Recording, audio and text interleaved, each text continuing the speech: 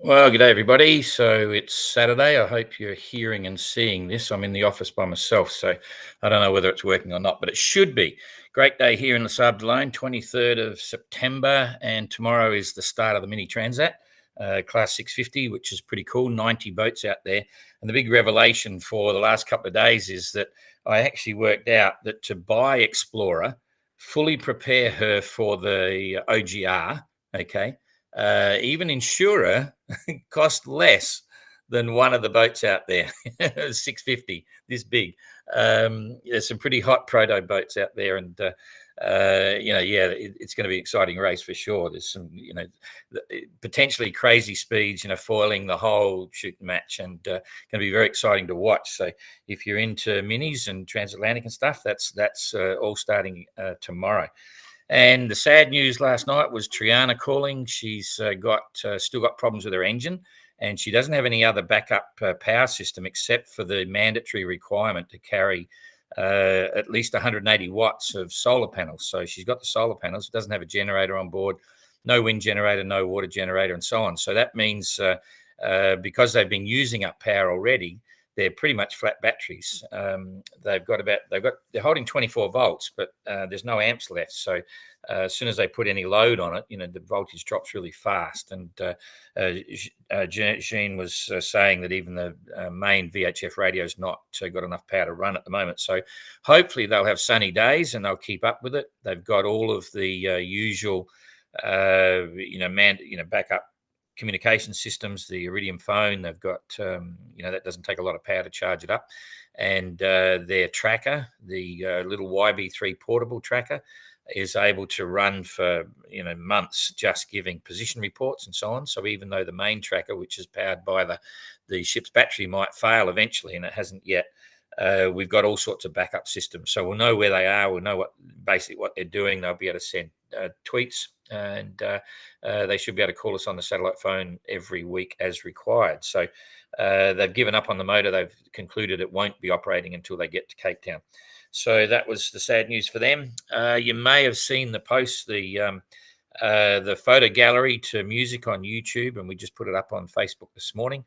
So that'll become a regular thing now. We're getting, 2 to 3 photos from each of the entrants every week. So that at the end of each week, we'll do a compilation and stick that up. The music there now is off of my doco on my BOC race, which is cool. John Ertler's music. So look forward to those. Then the SoundClouds, I've mentioned this before.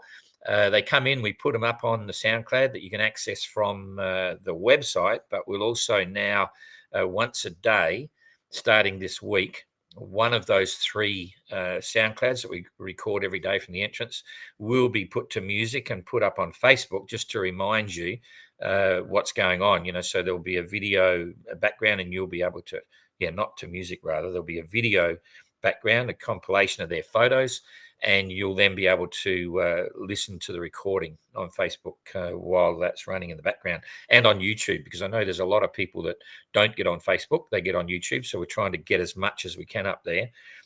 Random photos will always go up on our our photo. I keep thinking photo shutter, but I've completely gone. There's Twitter, and there's jeepers. Call it dementia, call it what you like. I can't even think of where our photos are going now. Jeepers, getting bad, eh? Anyway, the photos go up on social media as well, moving right along. And the tweets go up on Twitter. Jane or Lutz will pick them up and put them up on Twitter. And you can keep up with that. So this morning, I'm also, if I've got enough battery power, because I forgot my charger for the computer this morning, I'll show you how to do a video replay on the actual tracker itself. There is an opportunity at the bottom of the tracker. When I did the tutorial, I didn't want to explain that because it's information overload, but I'll show you how to actually replay the tracker, which is a lot of fun because you can have this sort of boat race with the bits. There's enough of a movement there now to show you what's going on. And if I've got enough battery, I might do the question and answers today, or it might be tomorrow when I remember my charger. I think that's the main things. I'm watching the comments here, so I'll come back to that at the end of this to to actually try and answer some of any questions you've got there as well.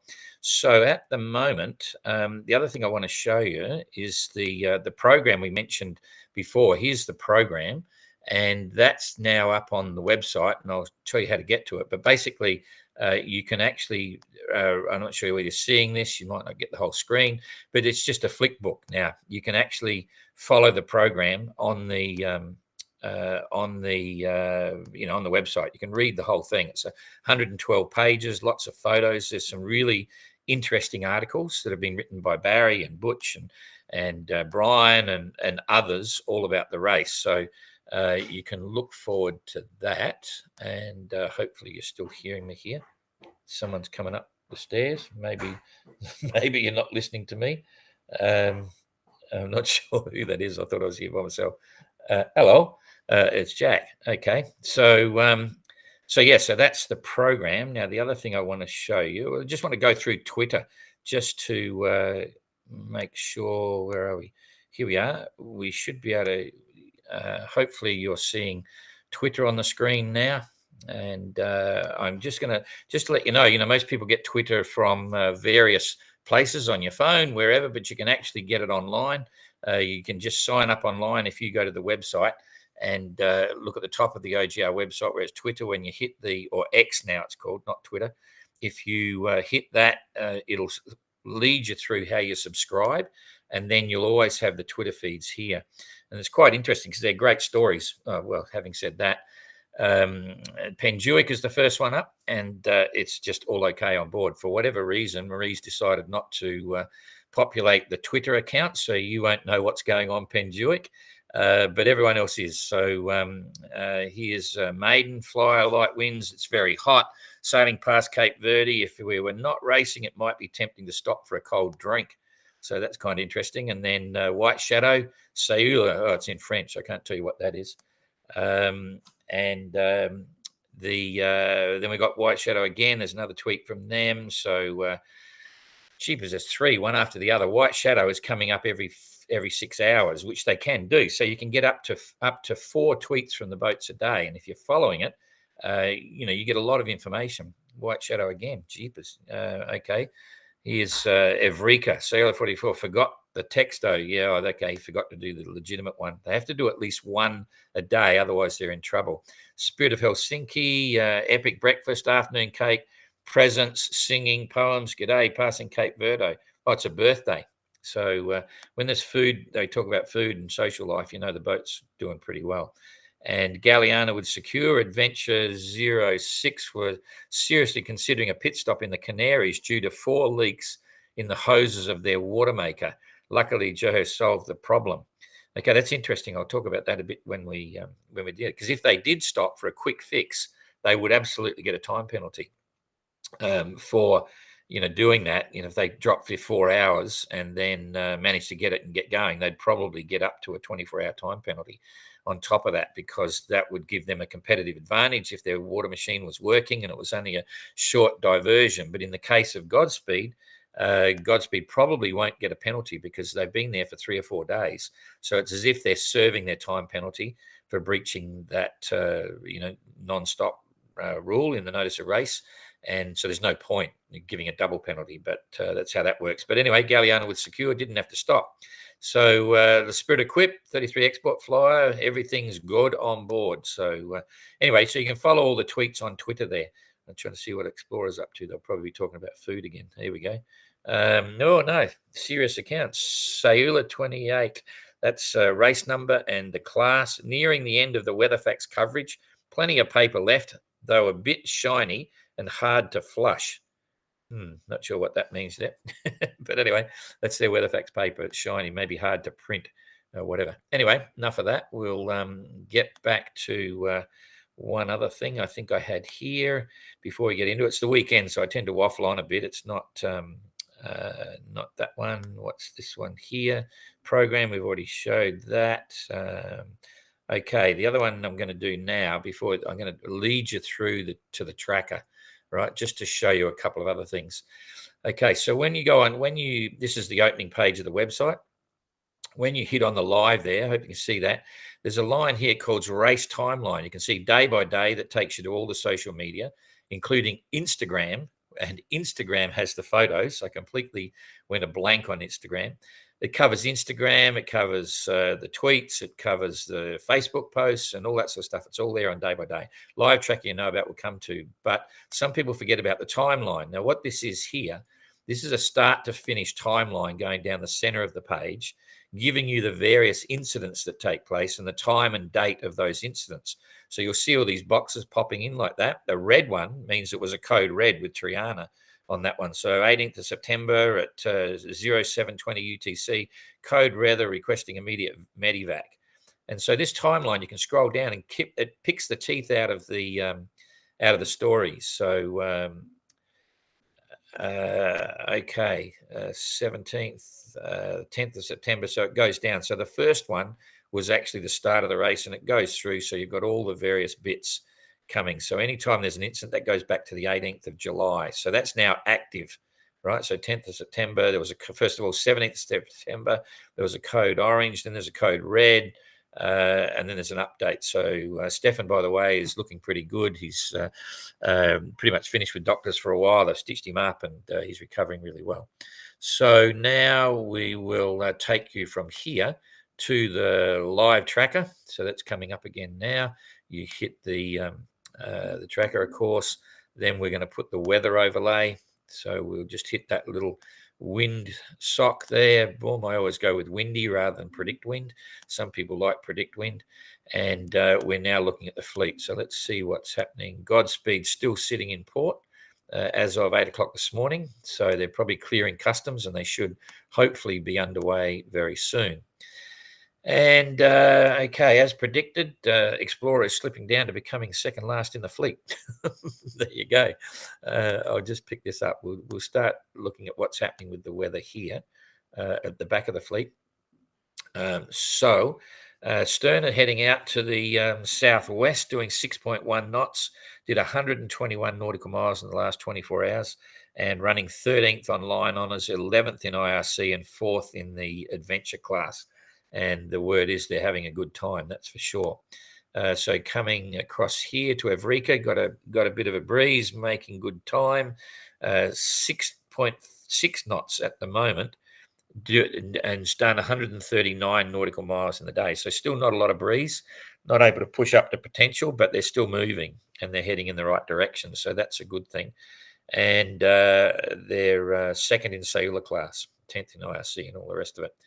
So White Shadow certainly doing better than Explorer. There's past Explorer now, doing 6.2 knots, looking for a squeeze between the islands, and 118 nautical miles in the last 24 hours.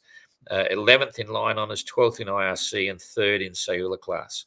And Explorer, there they go. The boys doing and girls 4.8 knots, did 100 nautical miles, so they're going slower than all of them, and doing a scenic cruise through the islands. But for sure, the boat is in great condition. And they're 12th in line honours, 13th in IRC, 4th in cellular class. So everyone there is doing okay. We'll go through the weather they're likely to get in a minute. Galliano with Secure streaming away, doing 6.2. Everything's up. 180 nautical mile day. They have stuck with that wind gradient, so they are getting a bit more breeze, but they're obviously sailing hard. 9th in line honours, 9th in RC, and 3rd in adventure class. So let's look at their weather going forward a bit, and we'll just see how that's going to pan out. In fact, I'm going to push it back a bit so we get a bit of a better perspective on this. Come back here. Okay, so they're going to experience going forward, still a bit patchy. The light stuff is moving around. There's a few holes there. Explorer's going to luck out. Maybe also White Shadow. Yeah, it's still really fluky. It's hard to pick. So this is now coming up to a day and a bit. Yeah, there's not a lot of breeze there, but it certainly starts to fill in after the late on the 24th. Which is tomorrow. So I think by tomorrow they should all be on the move, and then we'll see some respectable speeds. They need to hurry up and get to Cape Town so they've got time to do things and relax. But that's the way it goes. Okay, so we'll come back to today's weather. Looking now at Outlaw. Outlaw's doing 9 knots. Happy with that. Very happy. And 186 nautical miles in the day. Absolutely pulling away from that tail end fleet now. And 7th in line honours, 9th in IRC, and 2nd in adventure class. So that's pretty cool. Over here, we've got Triana. Now, they're in an interesting position. Without the power, it means they won't be inclined to, or they may use their HF radio, because in receive mode, it doesn't use much power. So hopefully they can still get some high seas weather forecasts. Not sure about the weather facts. It's relatively easy. It's only a receiver. So you'd think they'd still be trying to use that if they've got enough power during the day, maybe not during the night, but there should be enough power to drive that. So they should still be getting a bit of weather. They're certainly making a bold move coming out to the west. They've got something up their sleeve. So that'll be interesting to watch. Made 81 nautical miles in the last 24 hours, so not super fast either. They're running along the edge of the trades there. So that's their story. The Spirit Equip, 8.3 knots. So Neptune might be boring up onto them right now. Yeah, 9.5 knots. So Neptune's moving well, but you can see that little bit of color gives them a bit more speed. There's, that's 28 to 32 knots. Be 28 knot trade winds when I see that color. That's what I reckon, and gusting up to 32, 33, something like that. They'd be liking that, and that's why they're doing 9.5. You don't see any color over here with the Spirit, so that's why they're able to, hammer it on a bit. So that's kind of interesting. And I did mention Spirit Equip is coming 5th in line honours, 5th in IRC, and 4th in flyer class. Now they're still in touch with the leaders. They're not, they're as a benchmark. 300 miles. They're starting to lose it a bit, but it's probably straighter if they were going down this way. So the lead pack, 234 miles behind the lead group, if you average it out through here. So they are still in touch, and so too for Neptune. So that could change when going through the doldrums. Someone could easily park for 2 days, and someone else could go around them. So they're still in the hunt very much so. And then the interesting one here is usually this side of the course for the doldrums is not good. Okay, usually you want to be about where Helsinki is or even further across. But now it's really challenging to say what's going on. But there's a lot of deep blue here, which is no wind. So right now they've been lucky. They're still moving. So Maiden's still doing, Penjuic is still doing 7.8 knots and has managed 150 miles in the last 24 hours. So they are definitely slowing down. They're 1st in line honours, 2nd in IRC, 2nd in flyer class. So under IRC, 2nd in IRC and 2nd in flyer class in IRC. Would that be right? No, I can't. I got to think about this. Yes, it's 2nd in flyer class in IRC, not in anything else. That's why. Yep. Okay.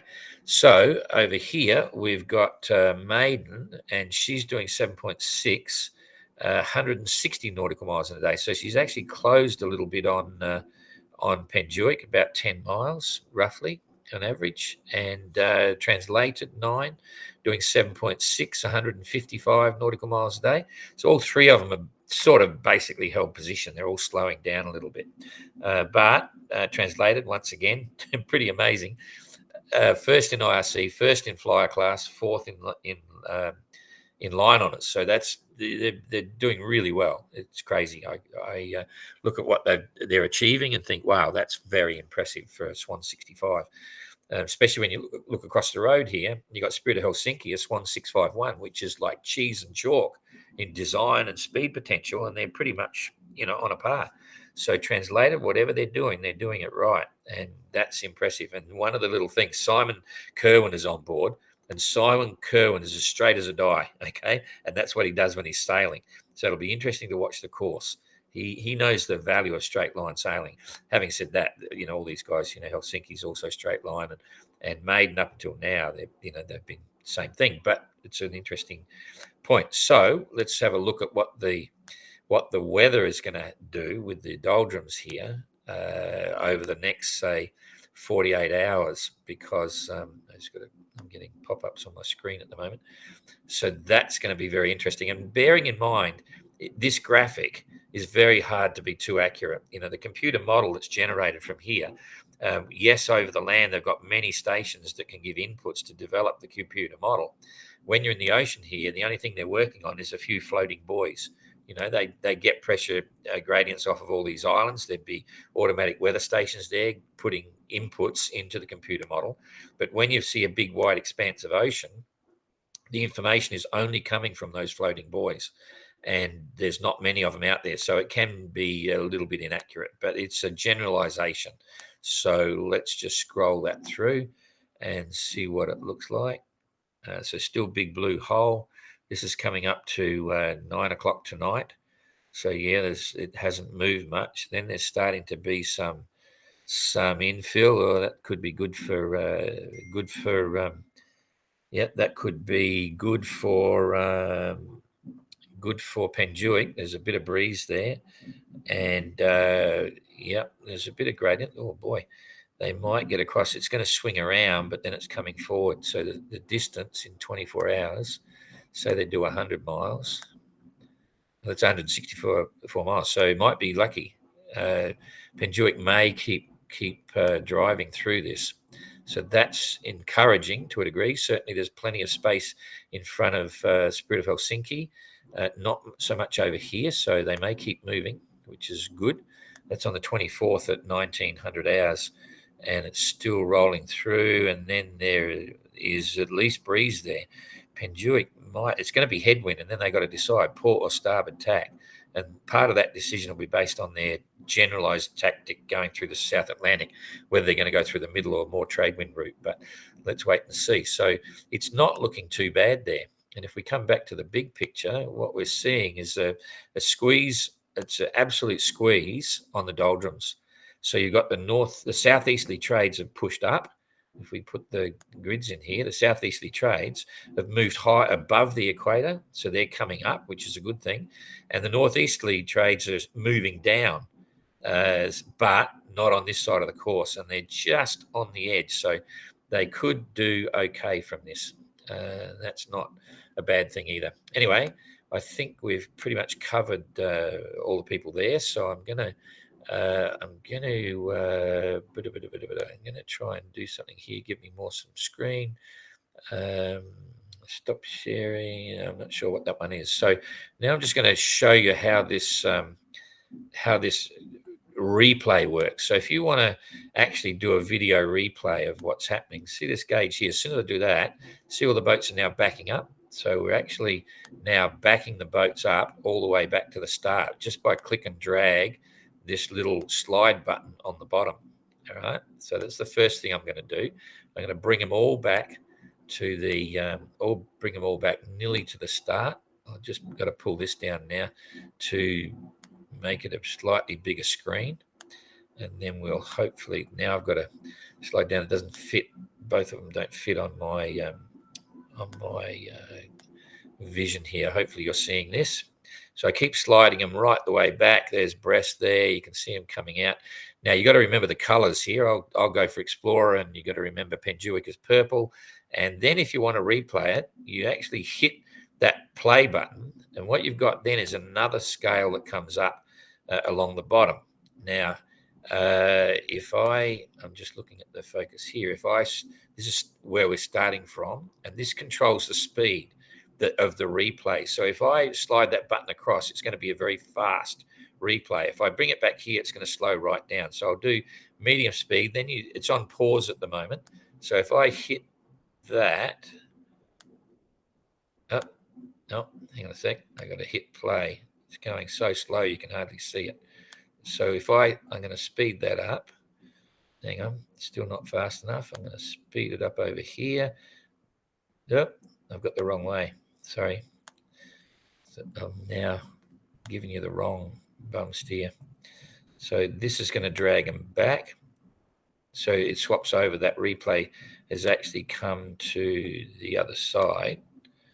Jeepers. I should have practiced with this before I got there. So now they should be going. Here we go. Okay, so I'm speeding it up. So the top bar now has become the video replay, and they're now racing. So battery running low. I'm going to lose battery in a minute, so we probably won't even sign off. We're just going to see it, but I've finished anyway. So we'll go through this again later, and you can see that's how you can actually do the video replay and follow the boats in real time and compare the whole fleet together, or you can choose a couple of boats. So anyway, I'll do that again. My battery is going flat and we've sort of finished, so I'll sign off and we'll see you tomorrow. I'll do the questions and answers tomorrow as well.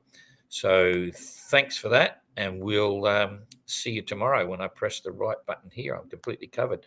Oh, I've got a few questions here. I might get them through before I go fat. If we disappear, you know what's going on. Morning, Mr. Kathleen. Morning from Waveland Art Show today. Love the book. Peter Dillette emailed me. What's happening with Triana? Alternator issue? No, engine issue. The engine's not working. Southampton Boat Show is working. Morning, Kaylee. Captain, what's the Cape Hornets up to? What's the Cape Hornets up to? Any photos or videos? Cape Hornets. Not sure what that one is. Are there fuel penalties for using engines? No fuel penalties at all. They can do whatever they like. So all is good. Okay, thanks for that. I'll do the questions tomorrow and see you then.